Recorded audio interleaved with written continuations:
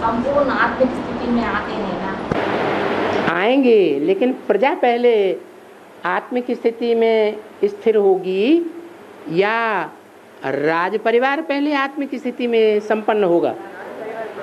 तो राजाओं के लिए बताया, जो राजाई लेने का पुरुषार्थ राजयोग सीख करके बाबा से बन रहे हैं, उनके लिए टाइम बताया। तुम बच्चों को प्रजा के वो बाबा पढ़ाने आया है?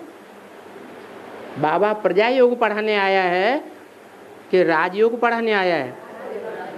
तो जो राजा बनने वाले बच्चे हैं, राज परिवार में आने वाले बच्चे हैं, जिनकी संख्या 16,000 बताई, उन 16,000 की ये बात है कि उनको तमो प्रधान से सतो प्रधान बनने में कितना टाइम लगेगा? 40 वर्ष से 50 वर्ष, 40 to 50 ईयर्स। तो 2027 इसके आसपास होगा। बाकी प्रजा बाद में आती रहेगी। और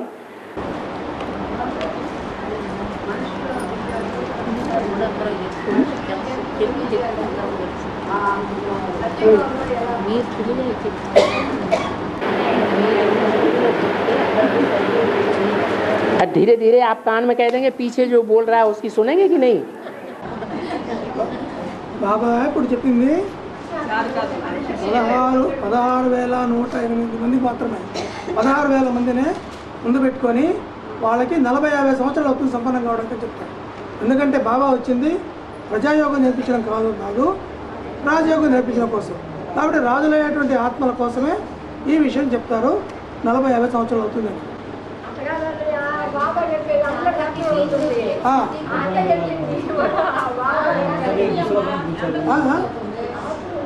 ఎవరు చెప్పండి, మళ్ళీ చెప్పండి.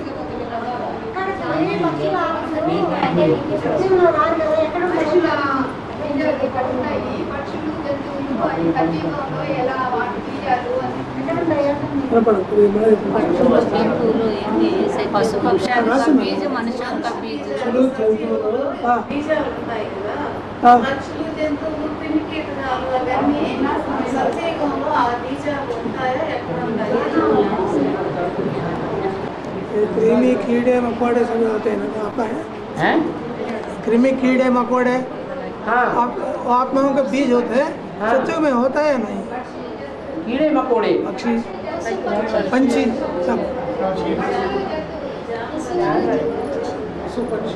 ये जीव जंतु है ना बाबा, सभी आत्माओं के बीज। जो सतयुग होगा उसमें सतो प्रधान प्राणी होंगे कि तमो प्रधान प्राणी होंगे दुखदाई?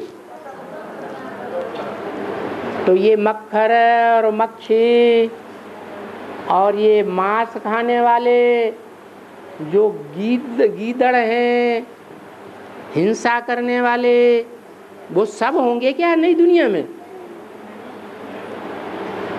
कि सुखदाई होंगे?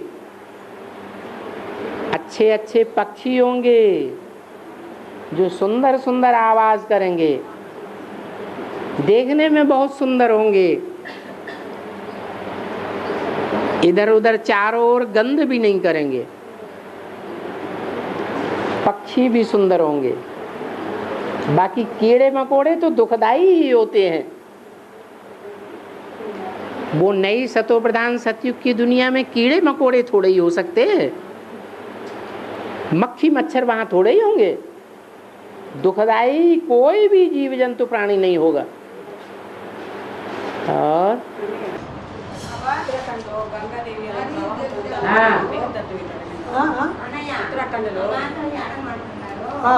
బాబా ఫస్ట్ స్టార్టింగ్ వినాశనం అనేది విదేశాల్లో కదా అవుతాదన్నారు. విదేశాల్లో స్టార్టింగ్ అవుతాదన్నారు వినాశనము. మరి తప్పని కాదు, మరి బద్రీనాథ్ కేదార్నాథ్ పోయారు కదా యాత్ర. ఇప్పుడు జరిగింది భారత్ వినాశనము. జనాలు చాలా పోయారు కదా, అది కారణమేంటి అడగమంటున్నారు. ఎందువల్ల విదేశాల్లో అన్నారు కదా బాబా గారు. बाबा विनाश तो विदेश में शुरू होता है, सब विदेश से ही विनाश शुरू होता है, सब बोल दिया ना। विदेश से क्यों? ये कहाँ विदेश से बिना शुरू होता है? बाबा ने तो कहा महाभारी महाभारत गृह युद्ध पहले होगा, बाद में चतुर्थ विश्व युद्ध होगा। झाड़ के चित्र में देखो, ऊपर 2 जगह विनाश दिखाया गया है, एक कोने में फिर दूसरे कोने में। एक कोने में जो इधर विनाश दिखाया गया है वो भारत का महाभारी महाभारत युद्ध है। 3 सेनाएं दिखाई गई हैं, यादव, कौरव और पांडव, और वो है यादवों का विश्व युद्ध है। पेट में से जिनके मूसल निकलते हैं, मिसाइल्स, घर बैठे दुनिया का विनाश कर सकते हैं, वो चतुर्थ विश्व युद्ध होगा। तो भारत से पहले विनाश ज्वाला प्रज्वलित होगी या विदेश से प्रज्वलित होगी? విదేశాల నుంచి వినాశ జ్వాల ప్రజ్వలిస్తుందని ఎవరు చెప్పారో అది కరెక్ట్ కాదు. కానీ భారతదేశంలోనే గృహయుద్ధం వస్తుంది, వినాశ జ్వాల ఇక్కడే ప్రజ్వలిస్తుంది, భారత్లోనే వినాశం అవుతుందని చెప్పి మొదలవుతుందని చెప్పున్నారు. కాబట్టి ఈ యొక్క మహాభారతదేశంలోనే మన యొక్క గృహయుద్ధం అనేది మొదలవుతుంది. అక్కడే మన కల్పవృక్ష చిత్రాల్లో కూడా 2 రకాల వినాశాలు చూపించున్నారు. అక్కడ ఆ యొక్క మిసైల్స్ అనేవన్నీ కూడా తయారు చేసినారు వాళ్ళు, యాదవులు. ఆ తర్వాత ఇక్కడైతే మన భారతదేశంలో గృహయుద్ధాలు, దీని ద్వారా వినాశం అవుతుంది చెప్తారు. और केदार में नदी गंगा नदी का बाढ़ आ गया ना अभी, पूछ रहे हैं? गंगा जी में विनाश की बाढ़ नहीं आई, यमुना नदी में आई। जहाँ से यमुना नदी निकलती है केदारनाथ से निकलती है।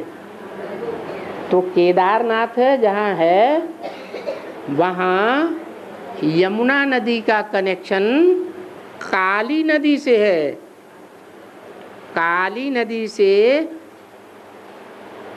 काला पानी होगा या गंगा की तरह गोरा पानी होगा?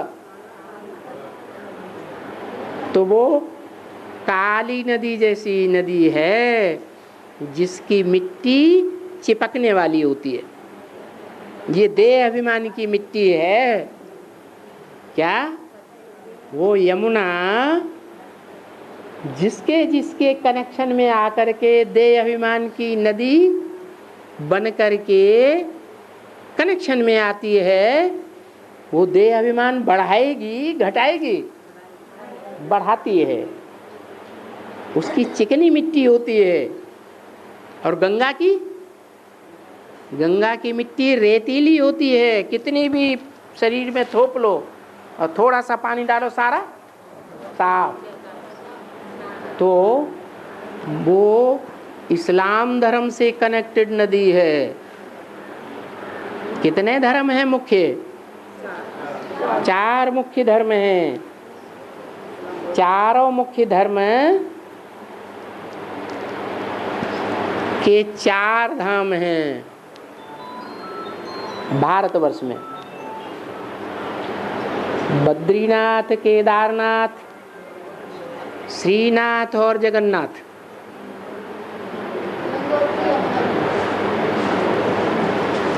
गंगोत्री अलग बद्रीनाथ की तरफ से और यमुनोत्री अलग केदारनाथ की तरफ से। तो जो केदार धाम है वो यमुना से कनेक्टेड है। यमुना नदी काली नदी है, महाकाली से कनेक्शन है।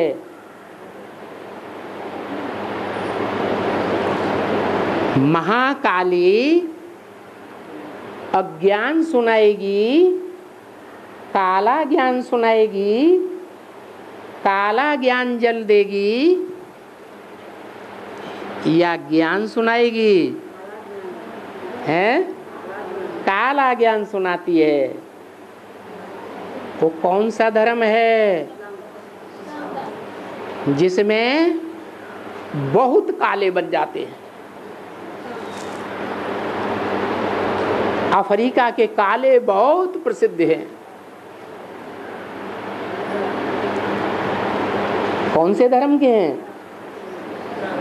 सब इस्लाम धर्म से कनेक्टेड है। तो इस्लाम धर्म के लिए मुरली में बोला है, ये इस्लामी पहले मरेंगे। क्या कहा? पहले मरेंगे। दुनिया में तो शरीर से मरने की बात होती है, और ज्ञान मार्ग में देह भान से मरने की बात है। तो अब ये टाइम बताया, अभी भी दुनिया में भक्ति मार्ग आगे चल रहा है या ज्ञान मार्ग आगे चल रहा है? तो भक्ति मार्ग की शूटिंग दिखाई पड़ रही है केदारनाथ में, कि इस्लाम धर्म वाली जो आत्माएं हैं वो बूढ़म बोड़ हो रही है। बूढ़म बोड़ बाढ़ आती है तभी तो होता है। नदियों में बाढ़ आती है, कब आती है? जब बाढ़ आती है तो नदियों के पानी में मिट्टी मिल जाती है या नहीं मिल जाती है? ये देह अभिमान की मिट्टी जब ज्ञान जल में मिल जाती है तो जल दूषित हो जाता है। जो जल के अंदर जीव जंतु हैं उनको कुछ भी दिखाई नहीं पड़ता, जैसे कि अंधे हो जाते हैं।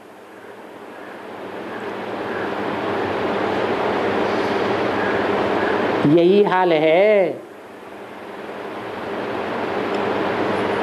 ये ज्ञान का।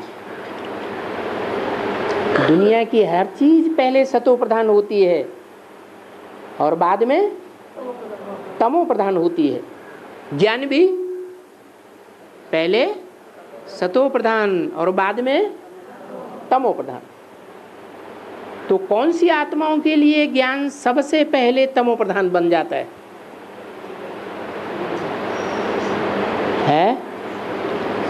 जो ज्यादा विकार में जाने वाली आत्माएं होंगी उनके लिए ज्ञान पहले तमो प्रधान बनेगा, या जो निर्विकारी लंबे समय तक रहने वाली होंगी उनके लिए बनेगा? अनुवाद करो इस बात का।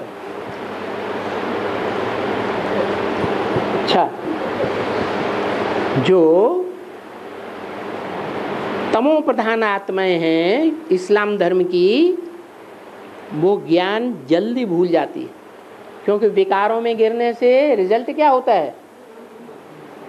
ज्ञान बुद्धि में से उड़ जाता है। तो कौन से धर्म की आत्माओं से ज्ञान पहले उड़ जाता है बुद्धि में से? है इस्लाम धर्म में से। तो वही इस्लाम धर्म वाली आत्माएं जिनकी बुद्धि में से ज्ञान जल उड़ जाता है, माने तामसी ज्ञान हो जाता है, वो आत्माएं पहले मरती है।